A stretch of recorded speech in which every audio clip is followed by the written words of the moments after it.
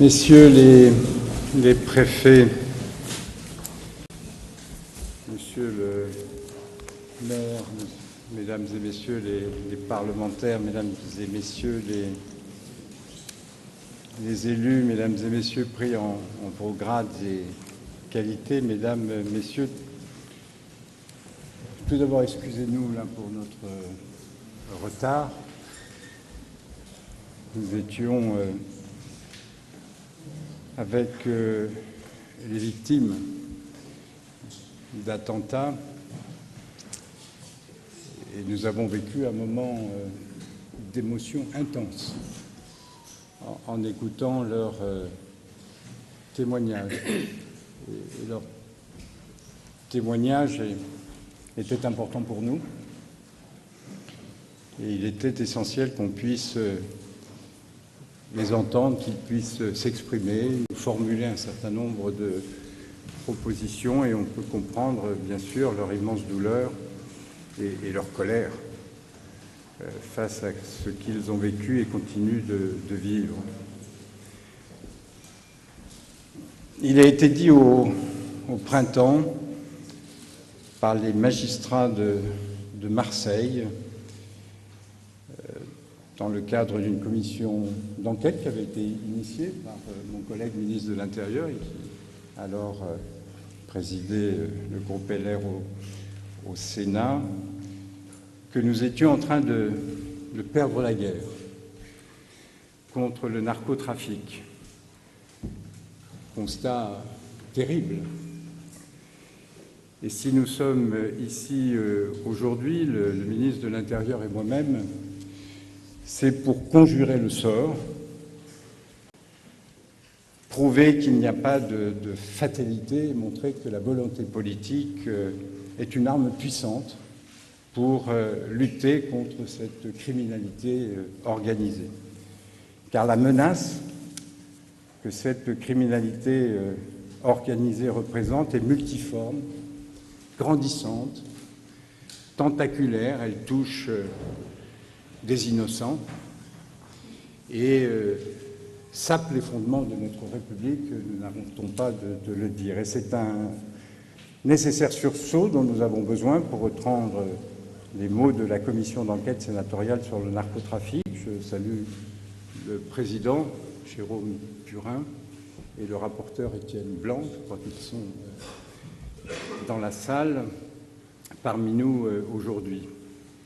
Le combat de l'État contre la criminalité organisée doit se faire désormais à armes plus égales, avec la même agilité, avec la même sophistication, avec la même détermination qu'elle, sans renier jamais, bien sûr, nos principes et notre état de droit, même si, on aura l'occasion d'y revenir, notre législation doit évoluer pour prendre en considération justement cette situation. Les pouvoirs publics doivent resserrer les rangs. Nous devons faire front commun et notre venue commune ici à Marseille, ministre de l'Intérieur, ministre de la Justice, en est la parfaite illustration et j'avais proposé ce déplacement à Bruno Retailleau lorsque nous étions à une séance de questions d'actualité sur les bancs du Sénat et je suis vraiment très heureux qu'il ait accepté de venir ici et que nous puissions présenter ensemble un certain nombre de mesures. Le dispositif de lutte contre la criminalité organisée que nous annonçons aujourd'hui mobilise bien sûr d'autres membres du gouvernement sous l'autorité et l'impulsion du Premier ministre qui nous a d'ailleurs réunis hier. Il comportera un grand nombre de mesures et nous allons ce matin vous présenter l'un et l'autre les principaux axes du plan de chacun de nos deux ministères. Or, vous le savez, nous aurons besoin de la loi. Et cela prendra nécessairement un peu de temps, quelques mois sans doute, et il ne faut pas attendre pour prendre un certain nombre de mesures immédiates, et ce sont celles que je vais en premier lieu, avant le ministre de l'Intérieur, vous présenter, avant d'évoquer dans un second temps une phase législative qui nous est tout à fait nécessaire pour nous armer davantage. Ces mesures immédiates sont simples, fortes à toutes les étapes de la chaîne. Je veux, comme garde des Sceaux, donner les moyens de prévenir, d'investiguer, de poursuivre, de juger, de sanctionner et de réparer. Je veux donner les moyens de prévenir. Il faut prévenir par l'information de la population. Il faut un électrochoc, nous en sommes complètement convaincus avec le ministre de l'Intérieur, pas seulement. Il faut des campagnes de communication qui soient lancées pour révéler les liens entre l'usage de stupéfiants, les violences des trafiquants et les infractions qui en découlent. Il faut que ceux qui ne l'ont pas encore fait ouvrent les yeux sur l'ampleur du phénomène. Et là, nous avons des marges de progrès. Il faut une action sur les consommateurs, sans qu'il n'y ait pas de trafic de stupéfiants et donc de réseaux et donc de criminalité organisée. On le sait, il y a des amendes, il faut qu'elles soient davantage prononcées, systématiquement recouvrées, et là aussi il y a des marges. Il faut également prévenir en évitant que les trafics prennent appui sur les entreprises comme sur les administrations, en agissant ainsi sur les risques de corruption. Le nouveau plan anticorruption élaboré par l'AFA, dont je salue la directrice générale, Isabelle Gégouzeau, sera présenté par mon collègue Laurent Saint-Martin et moi-même dans quelques semaines, et il devrait comporter des mesures utiles aussi contre la criminalité organisée. Je veux donner des moyens d'investiguer. Les investigations judiciaires sont au commencement de l'enquête et la clé de sa réussite. Nous avons des outils numériques qu'il faut bien plus utiliser et développer, notamment les techniques d'enquête numérique judiciaire de l'antenne J.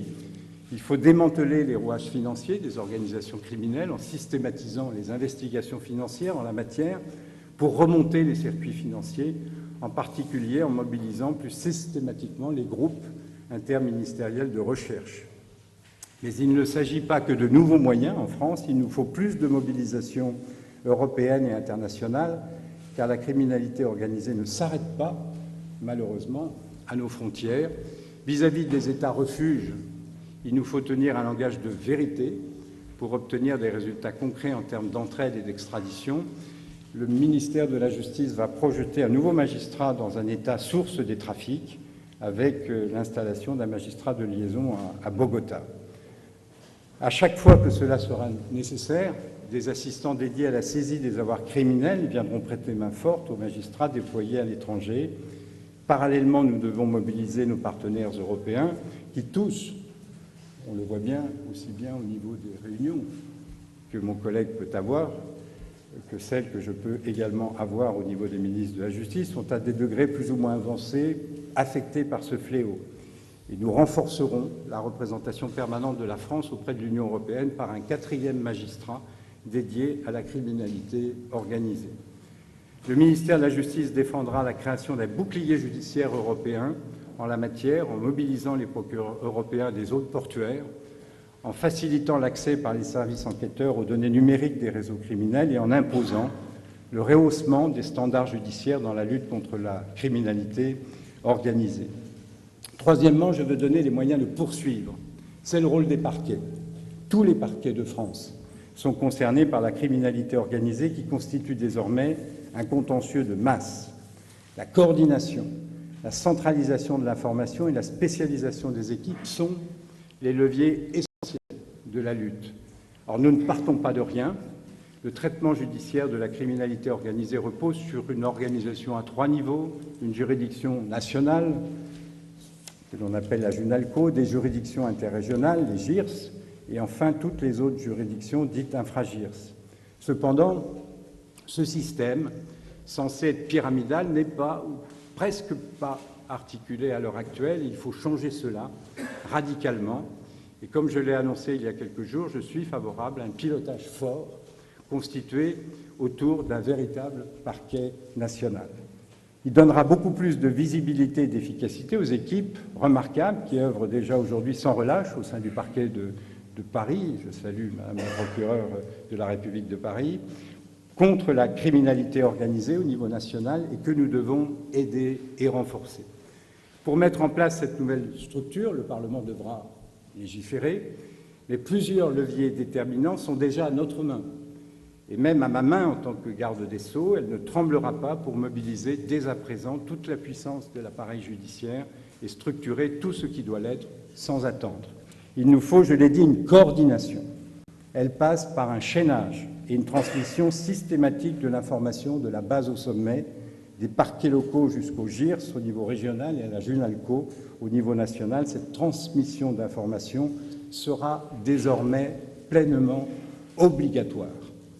Cette coordination s'appuiera aussi sur une interconnexion des parquets autour d'un système d'information dédié, Sirocco, au sommet, c'est-à-dire au parquet de Paris qui tient lieu aujourd'hui de parquet national. J'instituerai dans les prochaines semaines, vraisemblablement en présence du Premier ministre, une cellule de coordination nationale chargée de dresser un état de la menace, fixer une stratégie opérationnelle et la mettre en œuvre.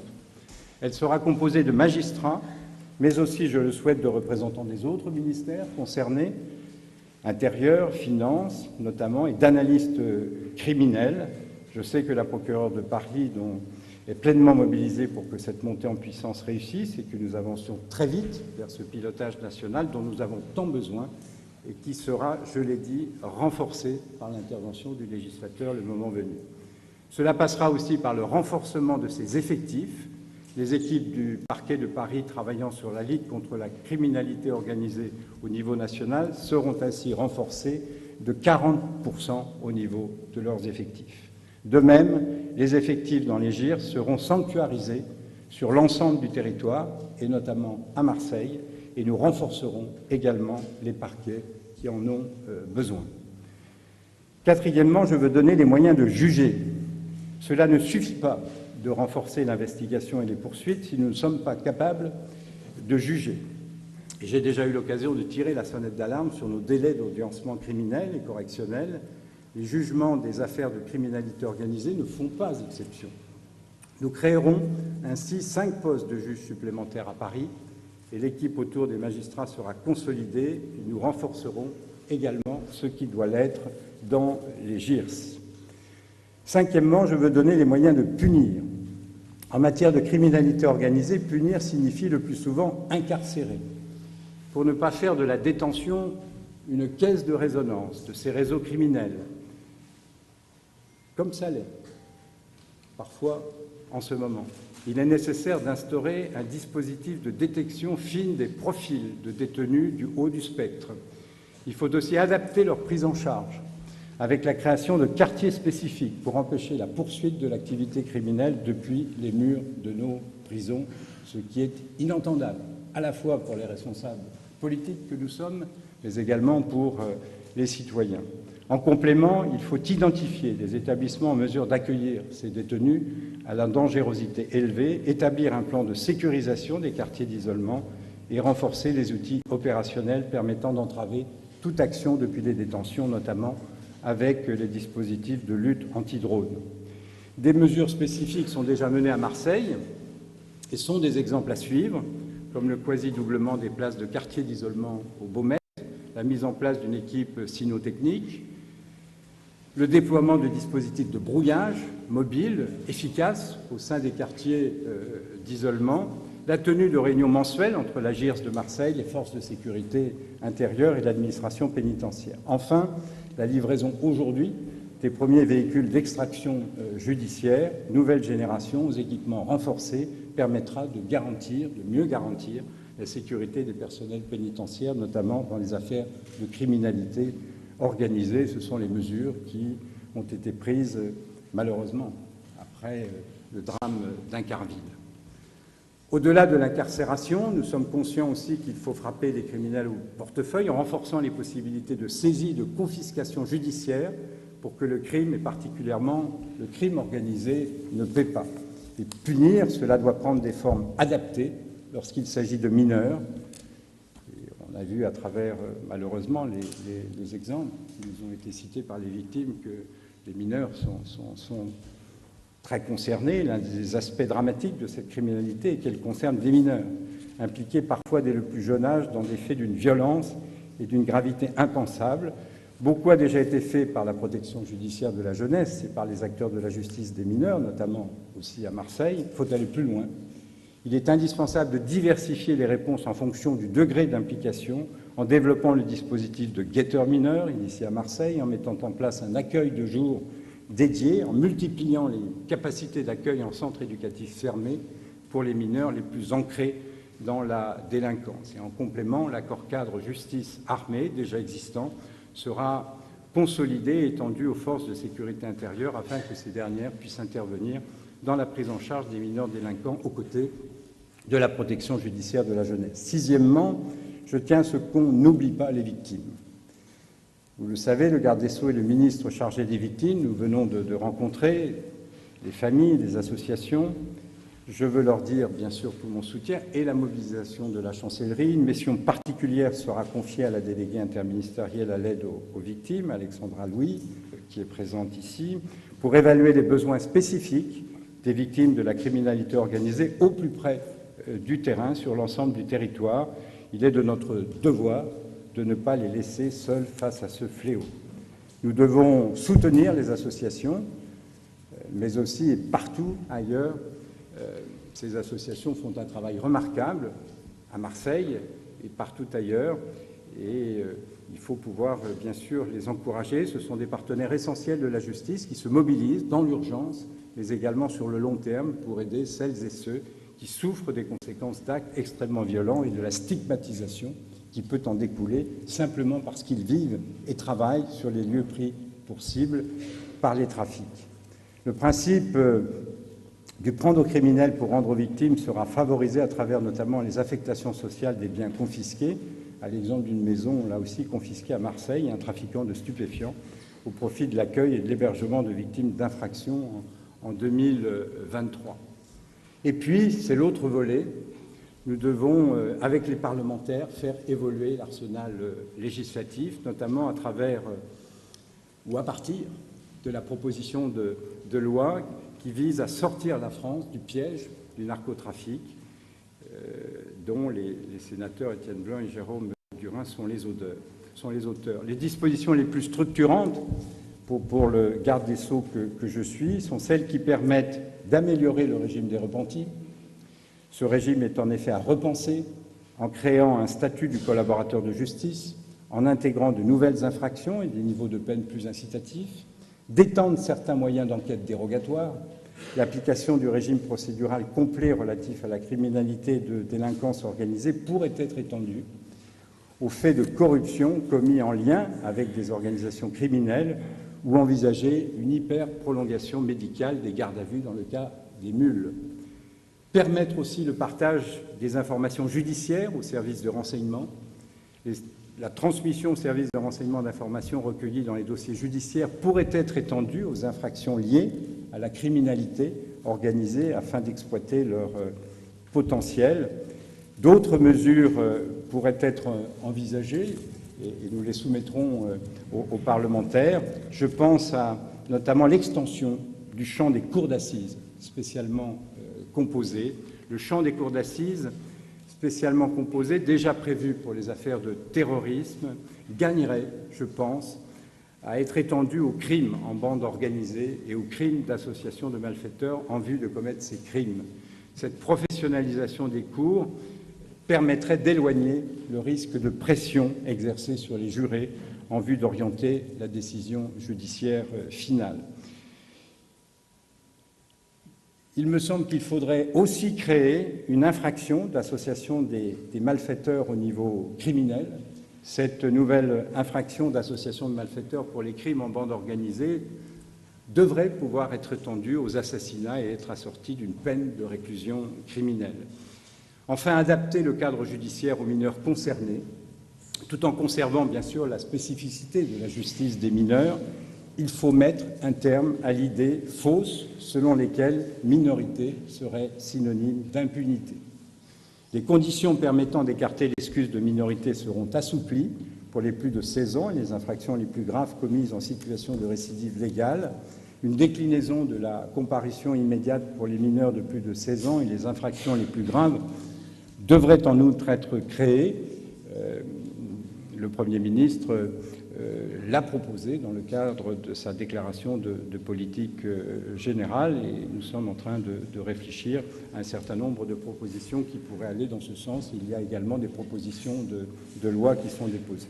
Vous l'aurez compris, ce plan d'urgence ambitieux, je crois, de lutte contre la criminalité organisée est à double détente, des mesures immédiates puis des mesures législatives pour une justice totalement mobilisée contre ce fléau.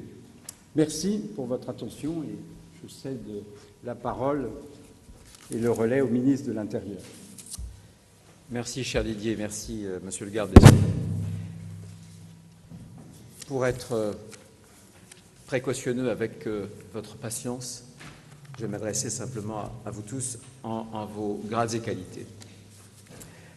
Je pense qu'avec Didier, nous avons été bouleversés des témoignages de ces mères de famille que nous avons, il y a quelques instants, entendus. Nous sommes bouleversés chaque jour, puisqu'au ministère de l'Intérieur, malheureusement, nous parviennent, matin, midi et soir, des informations qui sont souvent dramatiques, qui sont de véritables tragédies, dont une partie simplement parvient à percer la surface médiatique. J'étais à Rennes il y a quelques jours et un enfant de 5 ans se bat toujours contre la mort avec 2 balles dans la tête. Oui, nous avons atteint un point de bascule. Et, comme Didier le rappelait il y a quelques instants, lorsque nous avions initié au Sénat cette commission d'enquête il y a 18 mois, je salue moi aussi son président, Jérôme Durin, de gauche, son rapporteur, Étienne Blanc, LR, de droite. Quand nous avions initié cette commission d'enquête, intuitivement, nous sentions bien que quelque chose était en train de basculer, sans en réalité en mesurer l'ampleur ni la profondeur. Et cette commission d'enquête a été pour moi un révélateur, au-delà de ce que je pouvais imaginer, révélateur d'ailleurs, qui désormais, jour après jour, est conforté par les drames, les tragédies dont je vous parlais il y a quelques instants. Cette commission d'enquête avait qualifié le phénomène de véritable submersion. Depuis une dizaine d'années, les saisies de cocaïne ont été multipliées par 5. Et je veux féliciter le travail des enquêteurs, de la justice, parce que si on prend des coups, on en donne aussi, on défère. Et récemment, nous avons eu, et nous en aurons encore dans quelques jours, des succès. 5 fois plus de saisies en 10 ans, cocaïne. Et désormais, les drogues les plus dures, sont disponibles partout, tout le temps. Partout, bien sûr, à Marseille, dans les villes, dans les quartiers. Partout aussi, je peux en témoigner, dans la ruralité, dans nos villages. Et tout le temps, avec les deals, les points de deal, mais aussi avec la formidable extension des nouveaux moyens et notamment de ce que l'on appelle improprement d'ailleurs l'Ubersheet, les livraisons à domicile. Aujourd'hui, le point de bascule, c'est un rajeunissement, un effroyable rajeunissement de ceux qui tuent et de ceux qui sont tués. On appréhende la pieuvre qui déploie ses tentacules, souvent à partir de Marseille. Elle est en train de conquérir des villes moyennes, partout en France, comme je l'indiquais, et on ne pourra la combattre, non pas avec les outils d'hier, mais avec des nouveaux outils qu'on doit forger aujourd'hui. Et j'espère que ce temps-ci marquera une vraie rupture et qu'il y aura un avant et un après.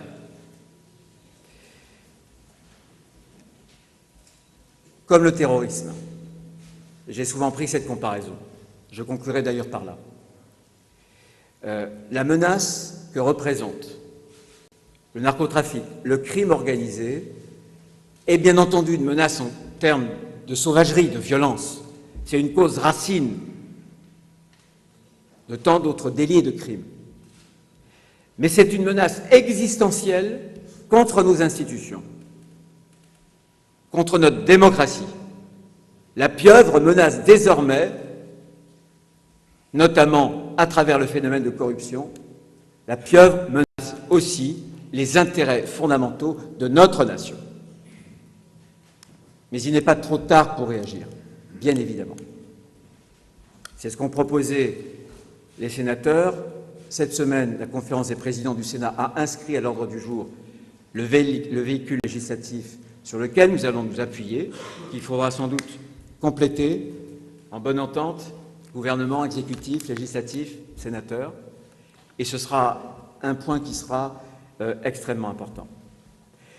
Très rapidement, sur ce véhicule législatif et sur les points dont on devra discuter, sur ce texte qui sera donc très rapidement adopté au Sénat et j'espère ensuite à l'Assemblée nationale, avec une procédure accélérée qui nous permettra d'aller plus vite, qui permettra un seul passage dans chaque chambre, un certain nombre d'idées, de mesures législatives. Didier a proposé celles qui dépendent de son ministère. Je vais m'en tenir à celles qui dépendent de mon ministère, même si les deux ministères coopèrent. Quand il y a une enquête, nous fournissons les moyens des enquêteurs, de l'investigation, sous le contrôle, évidemment, du parquet et des magistrats. Premier point qui est important, il faudra une nouvelle organisation. Bien sûr, la spécialisation de la chaîne judiciaire, c'est le travail du garde des Sceaux, dans la loi. Mais aussi devra en miroir y répondre une nouvelle organisation administrative pour le ministère de l'Intérieur, et je pense particulièrement à l'OFAST, à l'Office français de lutte contre les stupéfiants. On va, y compris d'ailleurs à Marseille, je l'annoncerai, renforcer ses moyens. Le FAST, c'est 24 antennes et détachements, et nous renforcerons notamment dans les territoires les moyens affectés à ces antennes, 15 antennes et ces 9 détachements. C'est fondamental, sur un rôle de pilotage, sur un rôle de coordination, sur un rôle aussi d'enquête et d'investigation. Ça, c'est le premier dispositif qui sera important. Deuxième dispositif, il nous faut des nouveaux moyens d'enquête. Je vais vous dire ma conviction, c'est qu'aujourd'hui, on doit mener un combat, mais qui a une totale asymétrie. Les policiers, les gendarmes, les magistrats qui obtiennent des résultats, je les ai ici sous forme arithmétique, mais qui sont très parlants, ils obtiennent des résultats. Je vais les féliciter, mais ils sont totalement submergés. Et la symétrie dont je veux vous parler, c'est qu'on lutte pas, ils ne luttent pas à armes égales. D'un côté, on a des réseaux qui sont très pyramidaux, très structurés, et de l'autre côté, on a un État en silo, trop dispersé. Asymétrie, pas d'armes, là encore, équivalentes, puisqu'on a d'un côté une puissance financière colossale, et de l'autre, parfois, une impuissance à briser des écosystèmes économiques.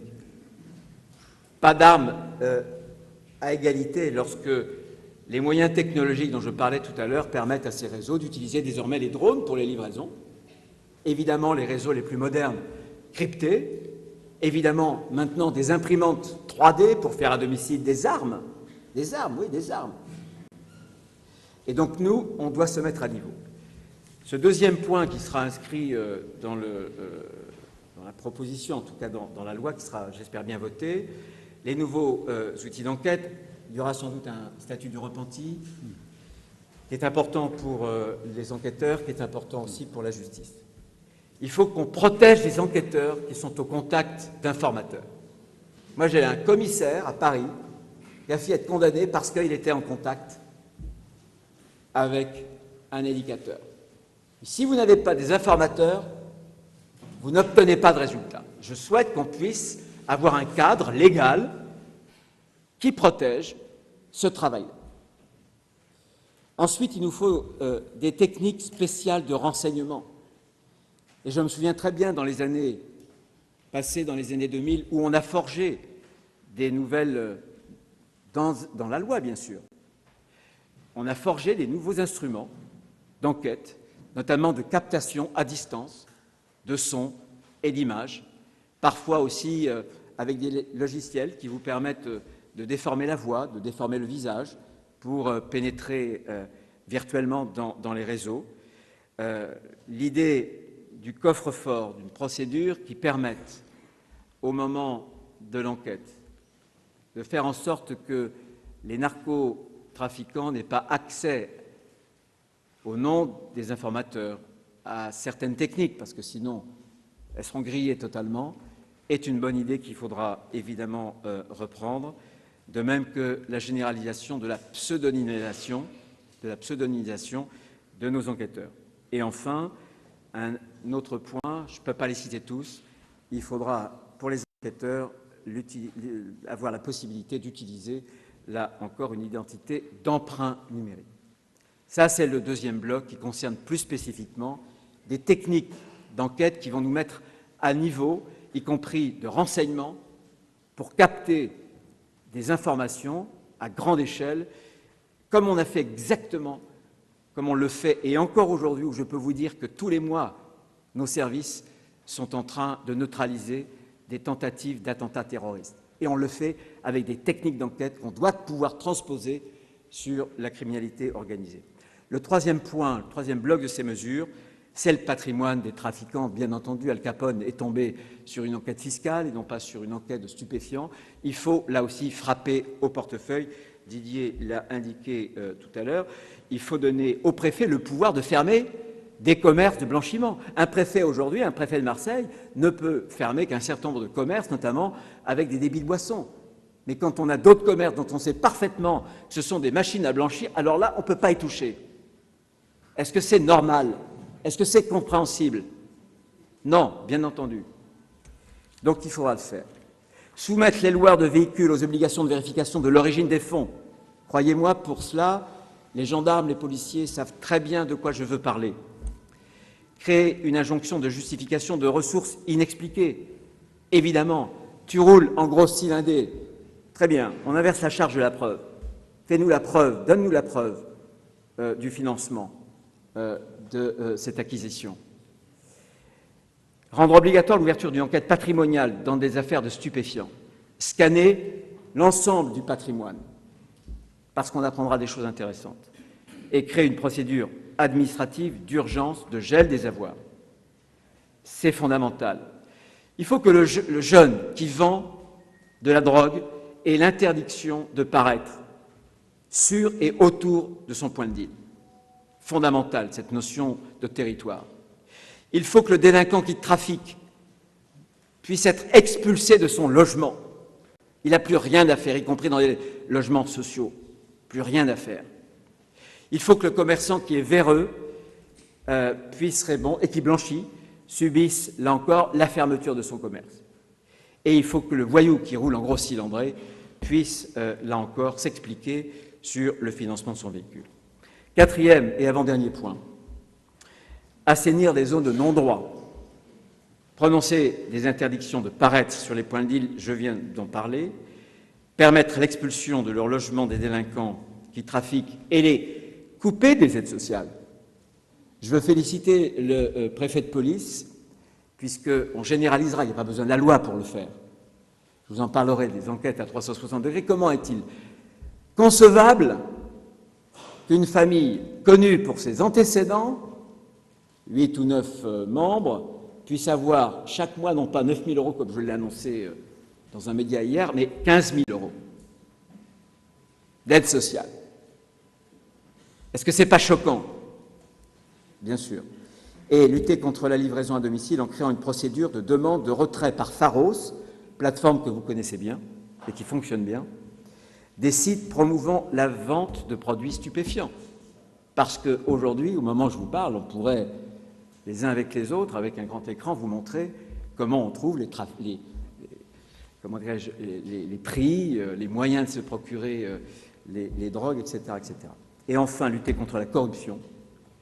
C'est un immense chantier, corruption qui touche la sphère publique, qui touche aussi les sphères privées, notamment en organisant une procédure sur la criminalité organisée spécifique qui permettrait d'arranger la garde à vue. En tout cas, pour les enquêteurs, ce serait précieux, jusqu'à 96 heures. De même que, dès le début d'enquête, on devrait pouvoir éloigner des agents publics du lieu, lorsqu'ils sont évidemment du lieu où ils travaillent, lorsqu'ils sont suspectés de corruption. Pour terminer, ce que je veux vous dire, c'est que ce vecteur législatif, il n'épuise pas toute la lutte contre cette pieuvre. Il faudra bien entendu d'autres mesures. Il faudra des mesures d'investigation. Nous allons renforcer la filière d'investigation, les enquêteurs, de façon numérique mais aussi qualitative. Le renseignement, autant en termes de terrorisme, moi j'ai connu le temps où on avait des services de terrorisme qui ne se parlaient pas, qui coopéraient mal, dans les années, il y a une dizaine d'années. Aujourd'hui, sur la criminalité organisée, on doit beaucoup mieux organiser nos instruments, nos outils de renseignement.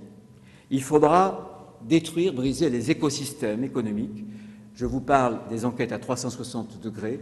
C'est interministériel. Ça concerne évidemment la justice, ça concerne une réponse policière, gendarmerie, ça concerne les douanes, ça concerne le fisc, ça concerne le social, etc., pour que dans des quartiers, sur des zones, on puisse avoir une enquête en profondeur à 360 degrés, c'est évident.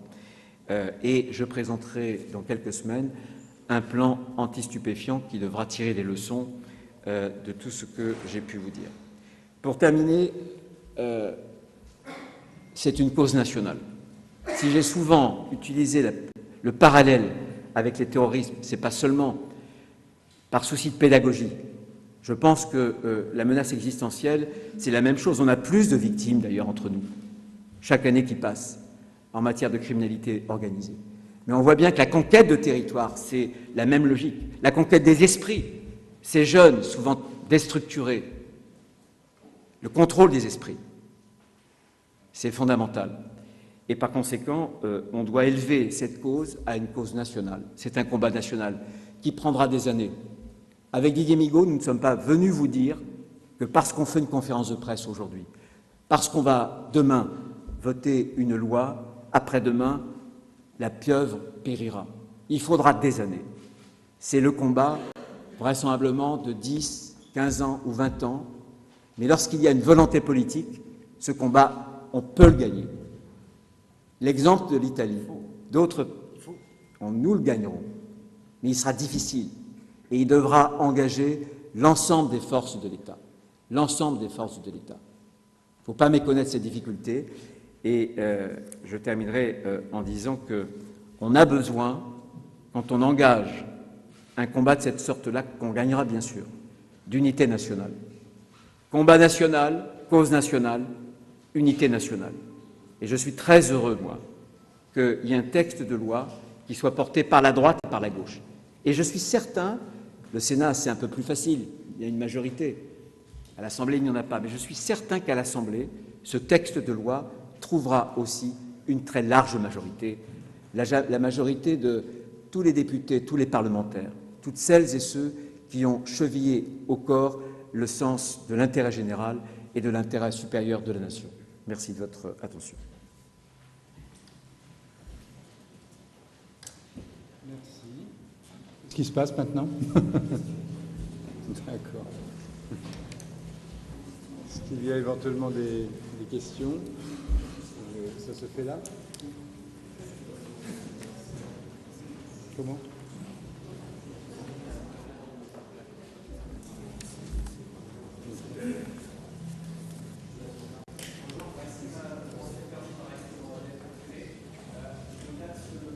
Pas un micro. Attendez.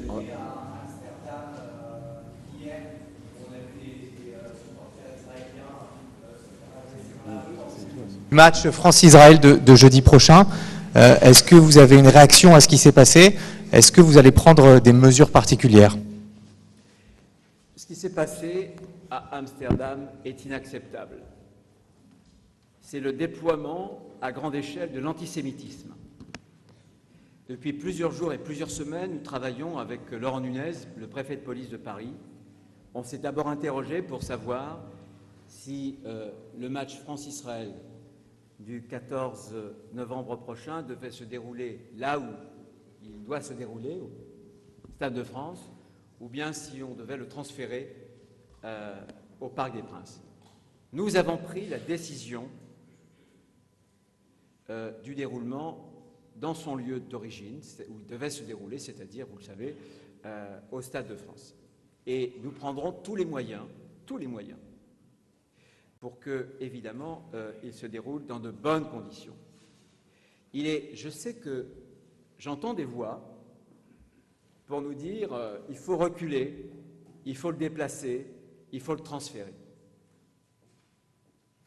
En termes de dispositifs de sécurité, le préfet de police m'a indiqué formellement qu'il pouvait tenir son dispositif et assurer la sécurité autour du Stade de France. Mais il y a une autre raison fondamentale. Arrêtons de reculer. Arrêtons les renoncements. Nous sommes en France, dans la République française, et moi je tiens à ce qu'un match de foot, même si c'est France-Israël, puisse se dérouler dans les conditions normales. C'est ça l'ordre républicain. C'est d'abord cela. Je veux vous redire mon total désaccord, total, avec le communiqué d'hier de l'UEFA. Si demain on accepte de voir dans nos stades, dans les lieux où se pratique le sport, se déployer des slogans politiques, religieux, syndicaux, c'est en contradiction totale avec les valeurs du sport, qui sont des valeurs d'universalisme. Le sport permet de rassembler encore les uns et les autres, quelle que soit la langue, la couleur de peau, la religion. Et accepter cette intrusion, c'est une faute fondamentale contre les valeurs sportives. Je le redis ici.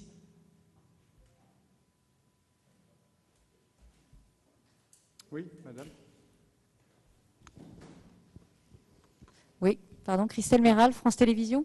Une question donc pour revenir sur le plan contre le narcotrafic. Il y a déjà eu beaucoup de plans qui ont été annoncés au fil des dernières années pour lutter contre le trafic de drogue et la criminalité organisée. Alors pourquoi ce plan, cette fois-ci, pourrait obtenir des résultats? Et puis vous avez parlé d'un combat très long, sur 10 à 15 ans. Donc à partir de quand les premiers résultats? Je vous remercie.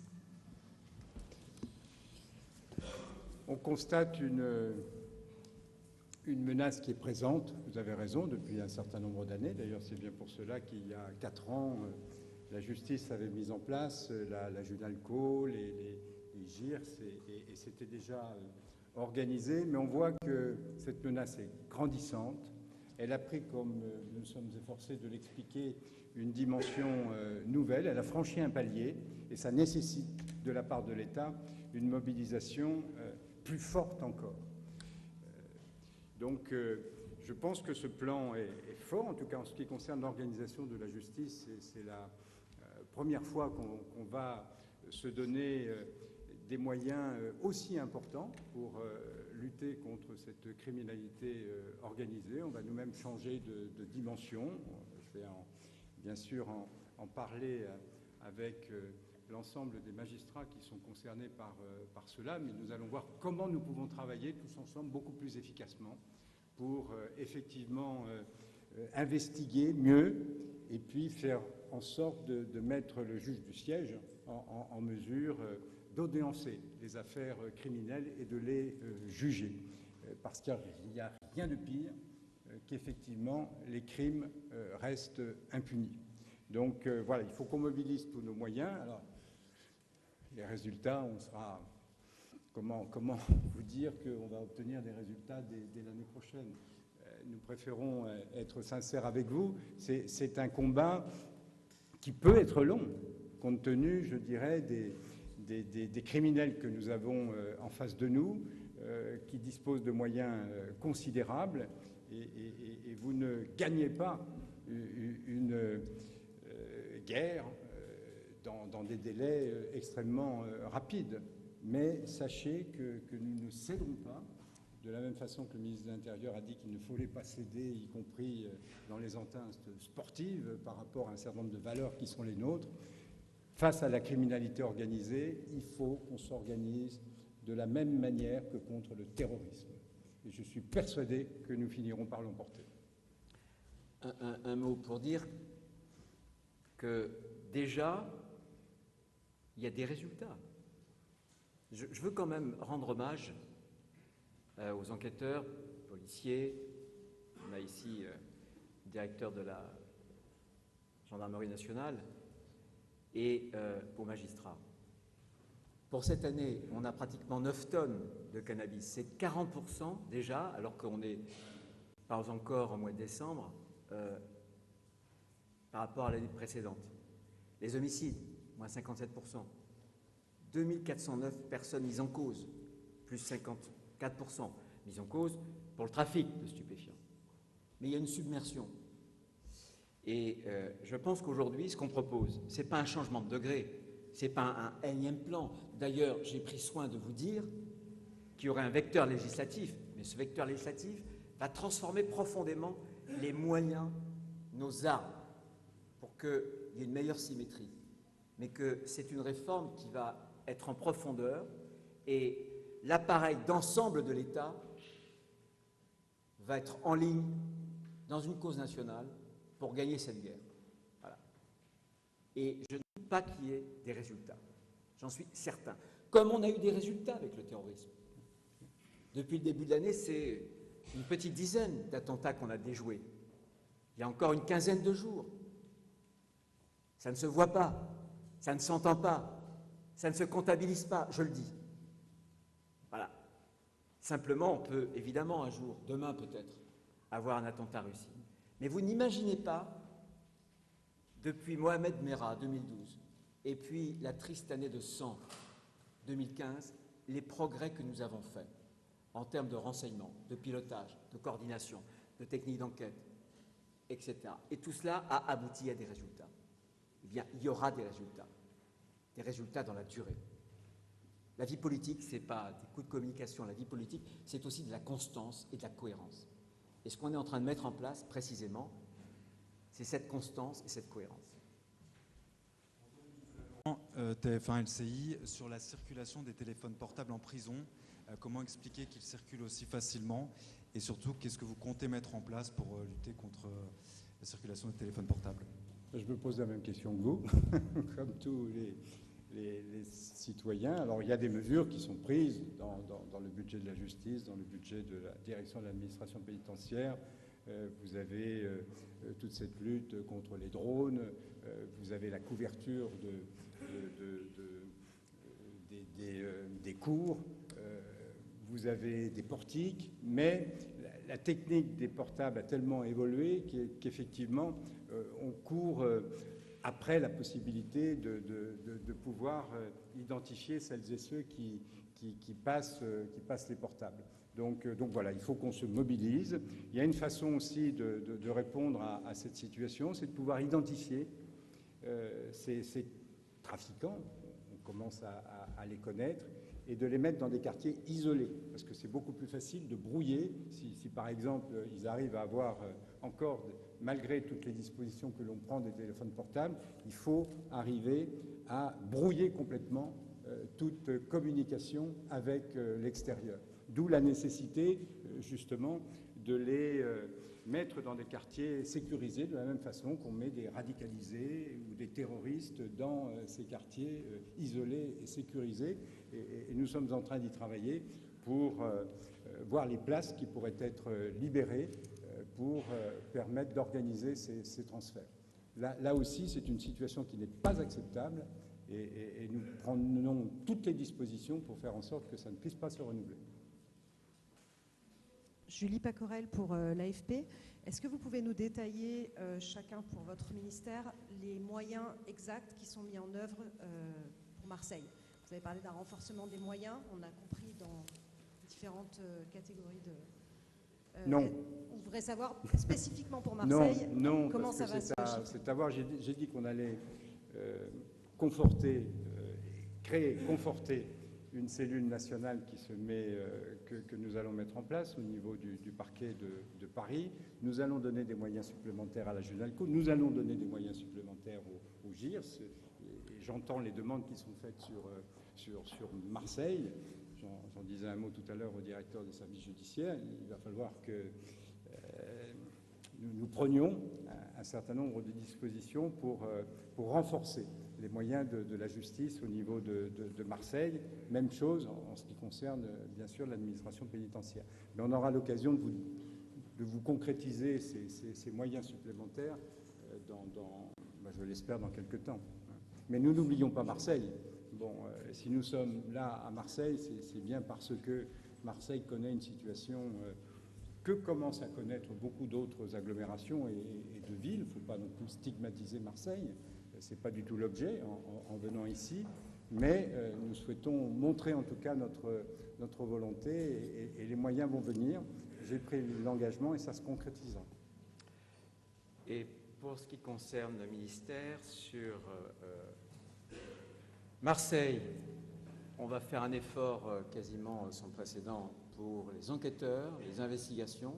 Alors c'est un effort qui satisfera à la fois les élus, je le sais, les policiers, mais je pense en même temps les magistrats, puisqu'on ajoutera 25, on renforcera de 25 enquêteurs, ce qui est considérable hein, quand on a un peu de recul au niveau national, en des temps qui sont difficiles.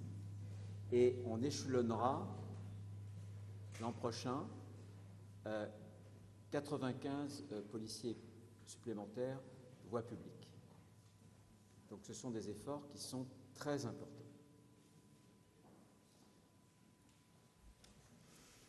Je crois qu'il faut qu'on s'arrête là. En tout cas, merci beaucoup pour votre attention.